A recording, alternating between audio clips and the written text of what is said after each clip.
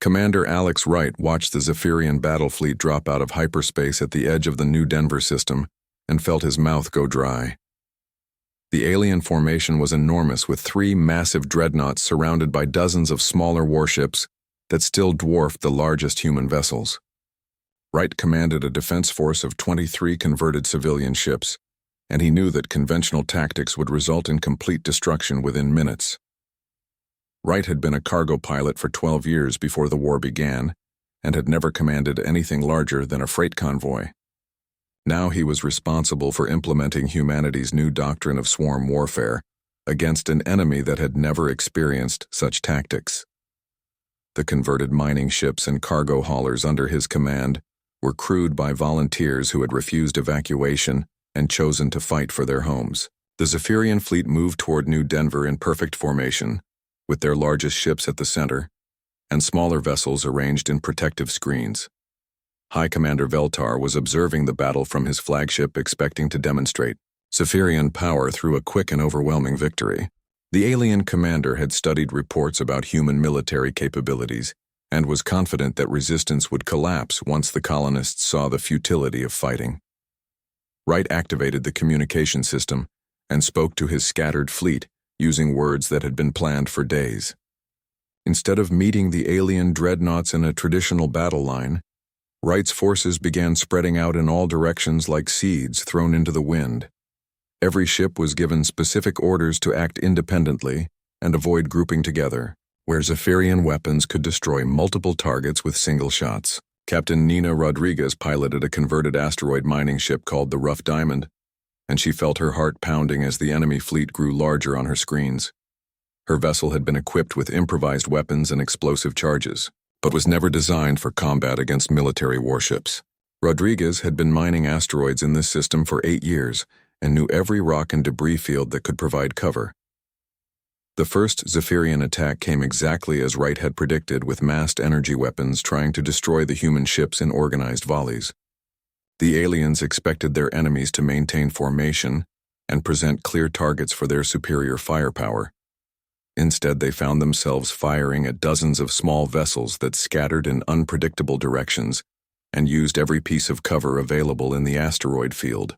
Rodriguez guided her ship between 2 large asteroids and launched a spread of mining charges that had been converted into makeshift torpedoes. The explosives were not powerful enough to seriously damage a Zephyrian cruiser, but they forced the alien ship to change course and disrupted the formation. Every small success created opportunities for other human vessels to attack from unexpected angles. The swarm tactics began to have their intended effect, as Zephyrian gunners found it impossible to target so many small, fast-moving objects simultaneously. The aliens were trained to fight against organized fleets that operated according to established military doctrine. They had never encountered enemies that used civilian mining equipment and cargo haulers as weapons of war. Wright coordinated the chaotic battle through encrypted communications, while piloting his own converted freighter between enemy ships. The human forces were taking heavy casualties, but every lost ship managed to inflict some damage on the aliens before being destroyed. More importantly, the Zephyrians were being forced to fight in ways they had never experienced, and their superior discipline was becoming a disadvantage. Lieutenant Colonel Danny Foster led a team of Special Forces soldiers who had infiltrated the outer edge of the New Denver system weeks before the battle began. Foster's unit was equipped with captured alien technology that allowed them to monitor Zephyrian communications and identify key targets within the enemy fleet. The Special Forces team had been ordered to cause maximum disruption using sabotage and psychological warfare. Foster watched the main battle through powerful telescopes while his team prepared their own contribution to the fight. The soldiers had spent days rigging several large asteroids with nuclear explosives and powerful transmitters. When the Zephyrian fleet moved into the optimal position, Foster triggered the devices, creating massive explosions that appeared to be natural asteroid collisions, but were actually carefully planned attacks. The nuclear explosions among the asteroids created electromagnetic pulses that interfered with Zephyrian sensors and communications. The alien fleet suddenly found themselves partially blinded, while fighting an enemy that was already difficult to track. Several Zephyrian ships collided with asteroids that their sensors could no longer detect properly, and the perfect formation began to break apart. Captain Rodriguez saw her opportunity when a Zephyrian cruiser became separated from the main fleet while trying to avoid the electromagnetic interference. The alien vessel was still far more powerful than her mining ship, but it was alone and slightly damaged from asteroid debris. Rodriguez made a decision that she knew would cost her life, but might give humanity a crucial symbolic victory. The rough diamond accelerated toward the Zephyrian cruiser at maximum speed, while Rodriguez activated every explosive device on her ship. The aliens tried to destroy her vessel with defensive weapons, but the mining ship was small and fast enough to avoid most of the incoming fire. Rodriguez sent a final transmission that would be heard throughout human space and remembered long after the battle ended. Her words were simple, but they carried the determination of an entire species facing extinction. Rodriguez spoke about fighting for Earth and for their children and for humanity's future among the stars. She promised that humans would never surrender and would continue fighting until the last ship was destroyed and the last person was dead. Then the rough diamond struck the Zephyrian cruiser, and both vessels disappeared in a massive explosion. The destruction of the alien cruiser sent shockwaves through the Zephyrian fleet that had nothing to do with the physical explosion. Hi. Commander Veltar watched from his flagship as a primitive mining vessel operated by a single human destroyed a military cruiser that represented centuries of technological advancement. The tactical implications were disturbing, but the psychological impact was even more significant. Wright continued coordinating the desperate battle while his forces were slowly reduced by superior alien firepower. The human ships fought with a ferocity that surprised their enemies, and every small victory cost the Zephyrians more than they had expected.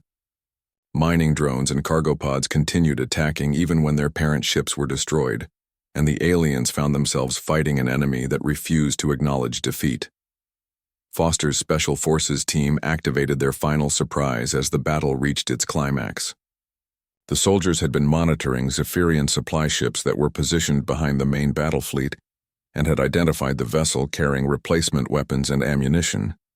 Foster's team launched a series of guided missiles that had been hidden among the asteroids for days and scored direct hits on the supply ship.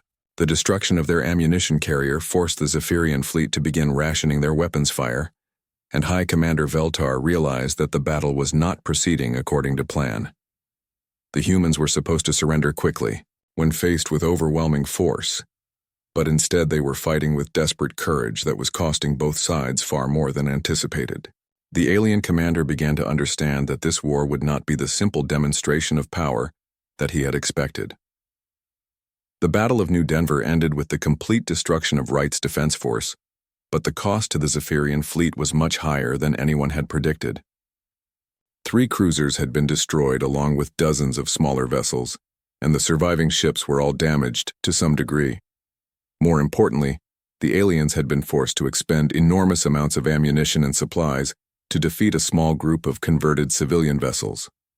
Wright's final transmission was broadcast throughout human space as his command ship was destroyed by concentrated alien fire. The commander's words echoed the determination that Captain Rodriguez had expressed and promised that humanity would continue fighting regardless of the odds. Every human colony received the message and began preparing for their own battles against the approaching Zephyrian fleets. High Commander Veltar stood on the bridge of his flagship, looking at the tactical displays that showed the true cost of victory at New Denver. The battle had been won, but the humans had fought in ways that violated every principle of civilized warfare. They used civilian ships as weapons and were willing to sacrifice everything for small tactical advantages. Veltar began to realize that conquering humanity might require methods that the Zephyrian collective had never been forced to consider. The moment Admiral Morrison's declaration ended, the entire human space territory erupted into frantic activity. Every shipyard from Earth to the furthest colony began working around the clock to prepare for war. Director Kate Sullivan stood in the control center of the Mars Industrial Complex, watching hundreds of workers converting mining equipment into weapons of war. The massive orbital platforms that had spent decades harvesting asteroids were now being fitted with railgun batteries and missile launchers. Sullivan had been running mining operations for 15 years, but nothing had prepared her for this transformation. Every piece of equipment that could hold a weapon was being modified by teams of engineers who had not slept in days. The cargo haulers that normally carried ore between systems were getting armor plating and torpedo tubes. Even the smallest maintenance pods were being equipped with improvised explosive devices that could be used for ramming attacks. Captain Greg Parker received his new orders while his ship was docked at the outer colony of New Haven. Instead of the evacuation mission he had expected, Parker found himself coordinating with local militia groups who had no intention of leaving their homes. The colonists who remained were not running away from the coming war but preparing to fight it with whatever weapons they could find. Parker watched as farmers loaded their agricultural equipment with explosives and scientists converted their research laboratories into weapons manufacturing facilities. The colony's fusion reactor technicians were working with military engineers to create improvised nuclear devices that could be detonated if the Zephyrians tried to land ground forces.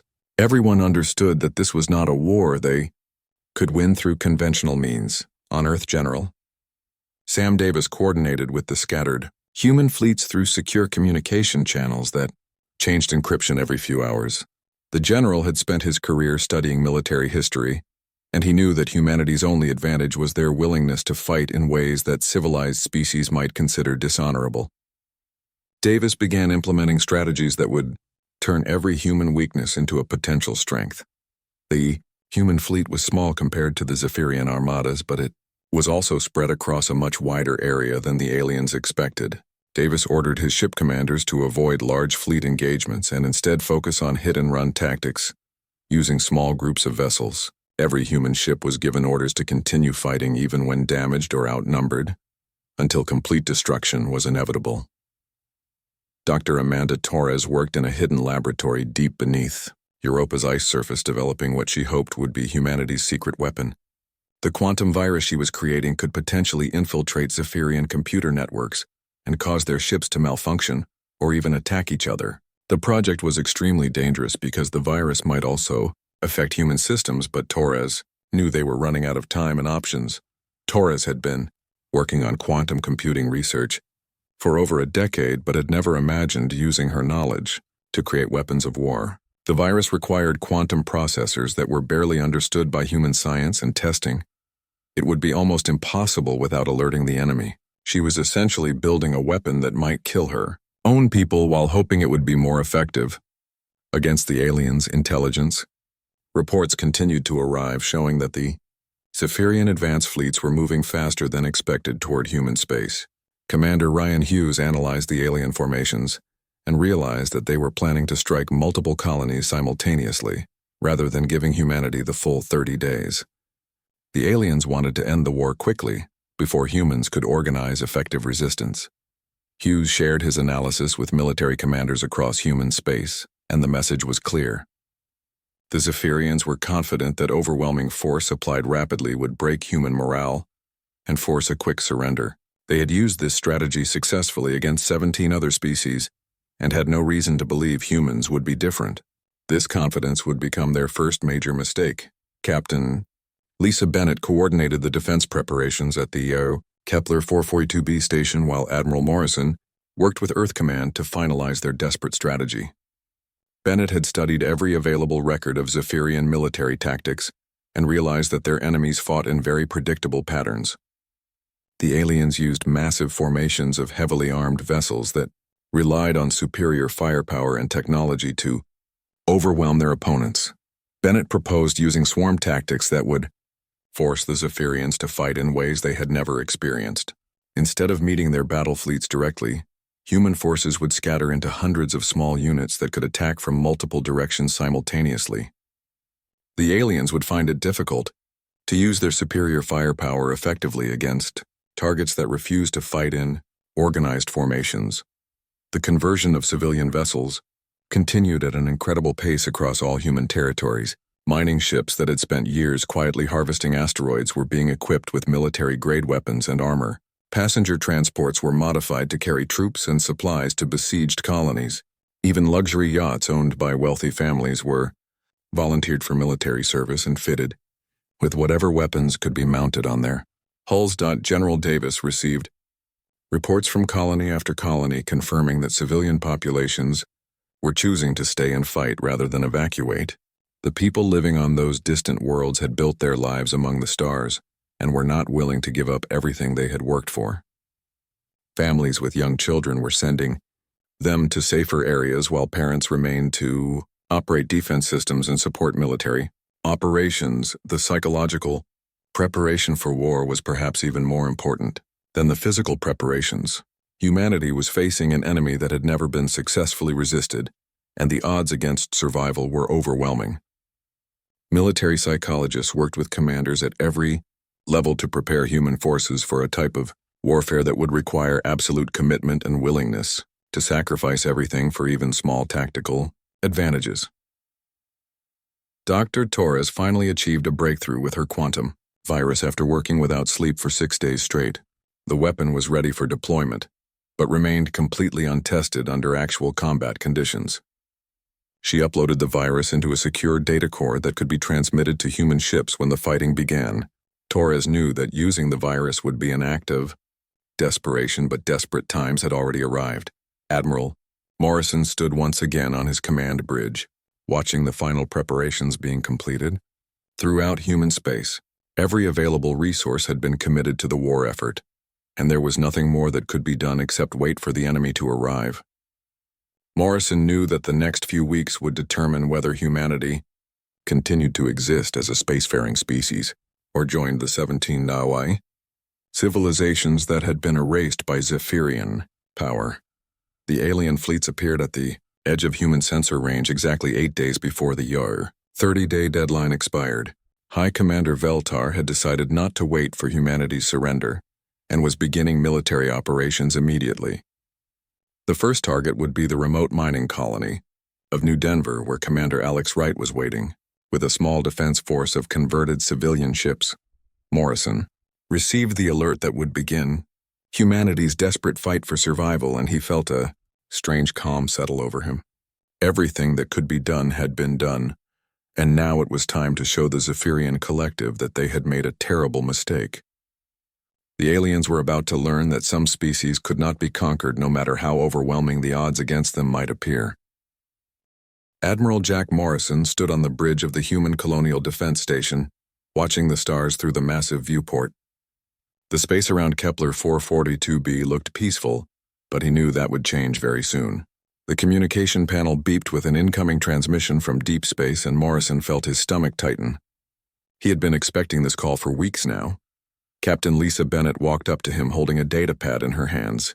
Her face looked worried, and Morrison could see the stress lines around her eyes. She had been his tactical officer for 8 years, and he trusted her judgment more than anyone else on the station. Bennett stopped beside him and handed over the data pad without saying a word.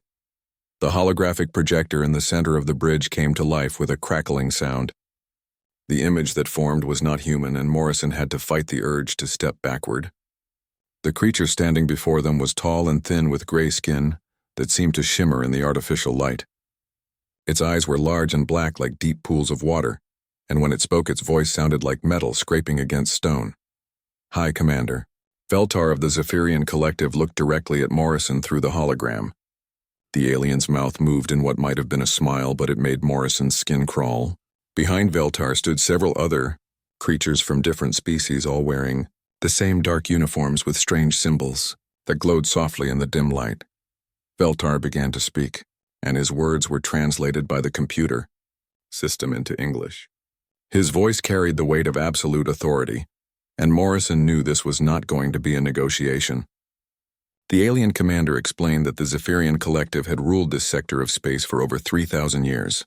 12 different species had joined together under their banner, and they had brought order to countless worlds. The message was simple and direct. Humanity had spread too far and too fast across the galaxy. The human colonies beyond the Sol system were seen as a threat to the established order. Veltar spoke about how young species often grew too quickly and needed to be controlled before they became dangerous. He said that humanity had exactly 30 standard days to abandon all 14 colonies outside of Earth's solar system. Morrison felt his hands clench into fists as Veltar continued. The alien explained that this was not a request but an ultimatum. If humans did not comply within 30 days, the Zephyrian Collective would use their full military power to remove humanity from space permanently. Veltar said this with the same tone someone might use to discuss the weather. Captain Bennett moved closer to Morrison and whispered the numbers that made his heart sink. Intelligence reports showed that humanity had 43 warships of various sizes scattered across their territory. The Zephyrian Collective was estimated to have over 3,000 vessels, including massive dreadnoughts that could destroy entire planets. The math was simple and terrifying. Commander Ryan Hughes appeared on the bridge carrying a stack of files under his arm. He was the head of human intelligence, and Morrison could tell from his expression that the news was not good. Hughes spread the files across the command table and began explaining what they knew about the Zephyrian Collective and their methods of dealing with expanding species. The files contained records of 17 different civilizations that had faced similar ultimatums over the past 500 years. Every single one had either submitted completely or been wiped out entirely. The Zephyrians believed that overwhelming force applied quickly would prevent longer and more costly conflicts. They had never encountered a species that effectively resisted once the ultimatum was delivered. Hughes explained that the collective's strategy was always the same. They would arrive with massive fleets that made resistance seem impossible. Most species would surrender immediately, rather than face complete destruction. Those that tried to fight were eliminated so thoroughly that no trace of their civilization remained. Morrison walked to the communication console and opened a secure channel to Earth Command. The conversation with Fleet Admiral Sarah Kim took over an hour, and Morrison could hear the fear in her voice even across the vast distance of space. Earth's government was in emergency session, and the Colonial Senate was debating their options. Everyone knew that evacuating over 200 million colonists in 30 days was impossible, even if they had somewhere safe to take them. The debate continued for 3 days while the Zephyrian deadline countdown continued. Some officials wanted to negotiate for more time, while others suggested abandoning the outer colonies to save the core worlds. Morrison knew that neither option would work, because the aliens had made their intentions clear. This was about eliminating humanity as a spacefaring species entirely. Captain Bennett brought Morrison the final reports from their scout ships. Zephyrian forces were already massing at the edge of human space, and their numbers were even larger than initially estimated. Long-range sensors showed battle groups moving into position around every human colony. The aliens were not planning to wait 30 days if humanity showed any sign of resistance. On the 4th day, Morrison received his orders from Earth Command. The decision had been made at the highest levels of government, after consulting with military leaders and colonial representatives. Humanity would not abandon their colonies and would not submit to alien domination. They would fight regardless of the odds, because the alternative was the slow death of human expansion into space. Morrison stood once again on the bridge looking out at the stars that humanity had worked so hard to reach. He thought about the families living on those distant worlds and the children who had been born under alien suns. He thought about the price that previous generations had paid to spread humanity across the galaxy and the future that would be lost if they surrendered now. The holographic communicator activated again, and High Commander Veltar appeared with the same cold expression. The alien asked for humanity's final answer to their ultimatum, and Morrison could see anticipation in those dark eyes. Veltar clearly expected humanity to surrender like all the species before them. Morrison looked directly into the alien's eyes and felt a cold determination settle over him. He spoke in a clear voice that carried across the bridge and would be recorded for history. His words were simple, but they carried the weight of an entire species' defiance. He told Veltar that humanity rejected their ultimatum completely and would defend their colonies with everything they had. The alien commander's expression did not change, but Morrison thought he saw something like surprise flicker across those dark features. Veltar asked if humanity truly understood what they were choosing, and Morrison's response would be remembered for generations. He looked at the alien leader and spoke with absolute certainty about what would happen next.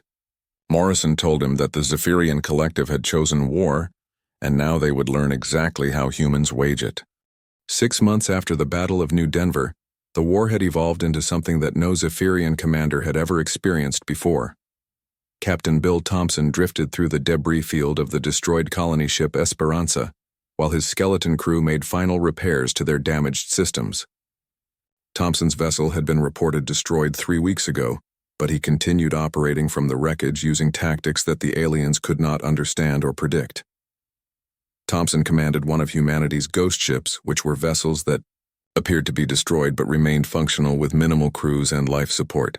The strategy required incredible dedication from volunteers who were willing to live in barely habitable conditions while hiding among debris fields and asteroid clusters. The ghost ships would strike when Zephyrian forces were at their most vulnerable and then disappear back into the cosmic junk that littered former battle sites. The crew of Thompson's ship consisted of 8 people who had refused evacuation when their colony was overrun. They survived on emergency rations and recycled air while maintaining their weapon systems and sensors. The psychological pressure of living in a dead ship was enormous, but every crew member understood that they were fighting for humanity's survival, and that conventional warfare had already proven inadequate against Zephyrian power. Dr. Amanda Torres received word that her quantum virus was finally ready for deployment after months of testing and refinement. The weapon had been distributed to human commanders throughout occupied space but had not yet been used because it required close proximity to Zephyrian computer systems. Commander Rachel Stone volunteered to carry out the first virus attack during the upcoming Battle of Proxima Station, where human forces were planning their largest counter-offensive of the war. Stone commanded a small fleet of fast attack ships that had been modified specifically for this mission. Her vessels carried quantum processors that could upload the virus into captured Zephyrian technology and then transmit it to nearby enemy ships. The plan was extremely dangerous because it required getting close enough to alien vessels to establish direct computer links while under heavy weapons fire. Colonel Pete Adams coordinated resistance operations on 7 occupied human colonies, where Zephyrian ground forces had established control. Adams had been a military engineer before the war, but had become an expert in guerrilla warfare through necessity and desperation. The resistance cells under his command turned every captured world into a nightmare for the occupying forces using tactics that violated every rule of civilized conflict. The human resistance fighters did not limit themselves to attacking military targets but struck at everything that supported the Zephyrian occupation. Supply convoys were ambushed using improvised explosive devices and captured alien weapons. Communication centers were sabotaged by civilians who pretended to cooperate while secretly working for the resistance.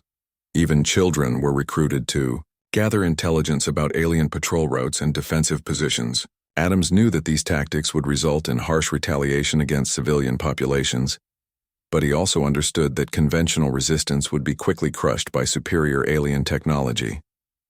The Zephyrians expected conquered species to accept occupation peacefully and were not prepared to deal with populations that refused to be governed. Every act of sabotage forced the aliens to divert resources from their main offensive operations. High Commander Veltar reviewed intelligence reports about human resistance activities and felt growing frustration with his inability to control occupied territories. The Zephyrian military had successfully conquered hundreds of worlds over thousands of years, but had never encountered a species that continued fighting after their government and military forces had been defeated. The humans seemed to view occupation as just another phase of the war rather than an inevitable conclusion. The Battle of Proxima Station began when Commander Stone led her attack fleet in a desperate assault against the Zephyrian forces besieging humanity's largest remaining military base. Stone's ships carried Dr. Torres's quantum virus along with conventional weapons, but the real weapon was the willingness of her crews to sacrifice everything for a chance to strike back at their enemies. Stone piloted the lead ship in the attack formation, while her communications officer prepared to upload the virus into a captured Zephyrian scout vessel that would serve as the delivery system. The plan required her ship to dock with the alien vessel while under fire from the main Zephyrian fleet, and then launch the infected scout ship directly at the enemy flagship, where it would explode and hopefully spread the virus through their network. The quantum virus performed exactly as Dr. Torres had hoped when it infiltrated the Zephyrian fleet's computer systems. Alien ships began experiencing system failures and navigation errors that caused several vessels to fire on each other by mistake. The perfectly coordinated Zephyrian battle formation dissolved into chaos as commanders lost control of their weapons and engines at critical moments during the fight. Captain Thompson emerged from hiding during the battle, leading a squadron of ghost ships that had been waiting for weeks among the debris of previous engagements. The sudden appearance of vessels that were supposed to be destroyed created panic among Zephyrian crews who could not understand how human ships were continuing to operate without bases or supply lines. Thompson's ghost fleet attacked the alien supply vessels while they were focused on the main battle and managed to destroy several ammunition carriers before being detected. The loss of supplies forced Zephyrian commanders to withdraw from the battle earlier than planned and gave human forces their first major tactical victory since the war began. The success at Proxima Station was followed by disturbing intelligence, reports that made Admiral Morrison realize the true cost of fighting the Zephyrian collective. High Commander Veltar had authorized the use of planet-killing weapons against the human colony of New Harmony, in retaliation for continued resistance activities. The alien commander was clearly becoming frustrated with his inability to force human surrender through conventional military pressure. General Helen Carter commanded the defense of New Harmony and received Morrison's warning about the incoming planet-killer weapon with less than 6 hours to prepare. Carter had been expecting this moment since the war began and had spent months preparing for a decision that would haunt her for the rest of her life. She activated the colony's final defense protocol that would turn their own fusion reactors into weapons against the attacking fleet. Carter gathered her remaining staff in the command center and explained what was about to happen. The fusion reactors that powered New Harmony would be overloaded, just as the Zephyrian bombardment began, creating an explosion large enough to destroy the entire alien attack fleet along with the colony. Everyone in the command center would die, but their sacrifice might save other human worlds from similar attacks. The explosion that destroyed New Harmony was visible from neighboring star systems and marked the moment when the war entered a new phase of desperate brutality. General Carter's final transmission was broadcast throughout human space and contained a message that would be remembered as long as humanity survived. She spoke about the price of freedom and the willingness to pay any cost to remain independent. High Commander Veltar watched the destruction of his planet-killer fleet from a safe distance, and finally began to understand what Admiral Morrison had meant about how humans wage war. The species he was fighting did not simply accept defeat, but turned their losses into weapons that could destroy their enemies. Every Zephyrian victory was costing more than the aliens could afford to pay. Colonel Adams received reports from resistance cells throughout occupied space that Zephyrian forces were becoming increasingly brutal in their attempts to control human populations. The aliens were learning that occupation required constant vigilance against a population that refused to be governed. Every day of occupation cost the Zephyrians resources and personnel that were desperately needed for their main offensive operations. Captain Thompson continued operating his ghost ship from the wreckage of destroyed vessels while coordinating with other phantom fleets throughout human space. The psychological impact of fighting an enemy that refused to stay dead was beginning to affect Zephyrian morale, and several alien commanders had requested transfers away from human territory. The war was becoming a grinding nightmare that seemed to have no possible conclusion. Dr. Torres worked on improving her quantum virus while analyzing reports from its first combat deployment. The weapon had been more effective than she had dared hope, but the Zephyrians were already developing countermeasures that would limit its future usefulness. Torres began designing new versions of the virus that could adapt to alien defensive systems while continuing to disrupt their computer networks.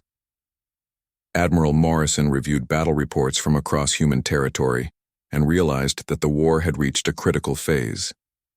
Humanity was still losing in terms of ships and colonies, but they were making the Zephyrians pay an enormous price for every victory. The question was whether the aliens would continue fighting when the cost became too high, or whether they would escalate to even more destructive weapons that could end human resistance permanently. 2 years after High Commander Veltar delivered his ultimatum to humanity, the Zephyrian collective was facing a crisis that threatened their entire civilization. Half of their fleet had been destroyed or damaged beyond repair, while fighting an enemy that refused to surrender despite suffering catastrophic losses. Several member species of the collective were questioning the wisdom of continuing a war that was consuming enormous resources without producing the quick victory that had been promised. Admiral Morrison stood on the bridge of the command ship UES Defiance, watching long-range sensors track the approaching Zephyrian armada that represented their final attempt to end human resistance. The alien fleet was massive, but Morrison could see that many of their vessels showed signs of hasty repairs and improvised modifications. 2 years of fighting humans had forced the Zephyrians to adapt their tactics and technology in ways that revealed their growing desperation. Morrison had been preparing for this moment since the war began by implementing a strategy that would use Earth itself as bait for the ultimate trap. Instead of defending humanity's homeworld with every available ship, Morrison had deliberately weakened Earth's orbital defenses while secretly turning the entire solar system into the largest weapon ever created. The plan required sacrificing Earth's civilian population, and Morrison knew that history would judge him harshly for this decision. Captain Joe Miller coordinated the evacuation of essential personnel from Earth while disguising the operation as routine supply movements. Only a few thousand people could be saved without alerting the Zephyrians to humanity's true strategy. And Miller struggled with the knowledge that billions of innocent people would die if the plan succeeded. The captain had volunteered for this assignment because he understood that desperate times required impossible choices. High Commander Feltar led the final Zephyrian assault from his flagship while planning the complete destruction of human civilization. The alien commander had learned that humans could not be conquered through conventional methods and had decided that total extermination was the only solution. Feltar believed that destroying Earth would break human morale and force the remaining colonies to surrender. Without further resistance, the Zephyrian fleet entered the solar system, expecting to find Earth's defenses concentrated around the homeworld in a desperate final stand. Instead, they discovered that human forces seemed to be scattered throughout the system, with no apparent coordination or strategy. Feltar was suspicious of this deployment, but his intelligence officers assured him that human command structure had finally collapsed under the pressure of inevitable defeat. Morrison waited until the alien fleet had committed to their attack approach before activating the trap that had taken 2 years to prepare. Every planet in the solar system had been equipped with mass drivers that could launch asteroids and space debris at incredible velocities. Every asteroid belt had been converted into a missile field that could be triggered simultaneously. Every space station and orbital facility had been rigged to ram enemy vessels or detonate as massive bombs. Commander Susan Blake led the final human assault from a hidden position behind Jupiter, where the remainder of humanity's fleet had been waiting for this moment. Blake's ships emerged from concealment just as the solar system's defenses activated, creating a storm of projectiles and explosions that caught the Zephyrian fleet in a deadly crossfire. The aliens found themselves trapped in a killing field that stretched across billions of kilometers. The battle that followed was unlike anything that had ever occurred in recorded galactic history. Humans fought with the desperate fury of a species facing extinction, while using every piece of matter in their solar system as a weapon. Asteroids moving at relativistic speeds smashed through alien formations, while nuclear explosives detonated at point-blank range regardless of the damage to human forces. Captain Miller piloted Earth's last defense platform on a collision course with a Zephyrian dreadnought, while broadcasting humanity's final message to the galaxy. Miller spoke about the price of freedom and the cost of underestimating human determination. He promised that humanity would continue fighting even if Earth was destroyed, because the human spirit could not be conquered by superior technology or overwhelming force. Blake's fleet fought with tactics that horrified the Zephyrians, who had never encountered enemies willing to sacrifice everything for tactical advantage. Human ships rammed alien vessels at every opportunity, while their crews detonated nuclear charges that destroyed both vessels simultaneously. Mining equipment and cargo haulers were used as guided missiles against targets that represented centuries of technological advancement. High Commander Feltar watched his flagship's tactical displays show the systematic destruction of the most powerful fleet in Zephyrian history by an enemy that was supposed to have been defeated months ago. The humans were not just willing to die for their freedom, but had transformed their entire civilization into a weapon that could destroy anyone who threatened them. Feltar finally understood the terrible mistake he had made when he underestimated human resolve. Dr. Torres activated her final quantum virus from a hidden laboratory on Mars while alien forces bombarded the planet's surface. The virus had been modified to spread through subspace communication networks and would infect every Zephyrian ship in the galaxy simultaneously. Torres knew that using the weapon would also destroy human computer systems, but humanity no longer had anything left to lose. The virus spread through Zephyrian networks faster than their technicians could respond, causing massive system failures. Throughout their remaining fleets, ships that had been fighting humans suddenly lost weapons control and navigation, while their communication systems broadcast chaotic signals that disrupted military coordination. The perfectly disciplined Zephyrian military machine collapsed into confusion and panic. Colonel Adams led resistance, fighters on occupied worlds, and coordinated uprisings that took advantage of the chaos caused by the quantum virus. Human civilians who had pretended to accept occupation for 2 years suddenly revealed hidden weapons and began attacking alien installations.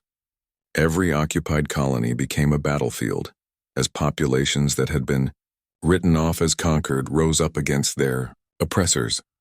Captain Thompson emerged from hiding with the last of humanity's ghost ships to participate in the final battle around Earth. Thompson's vessels had been operating from debris fields for 2 years, and their crews were more dead than alive, but they continued fighting because surrender was not acceptable.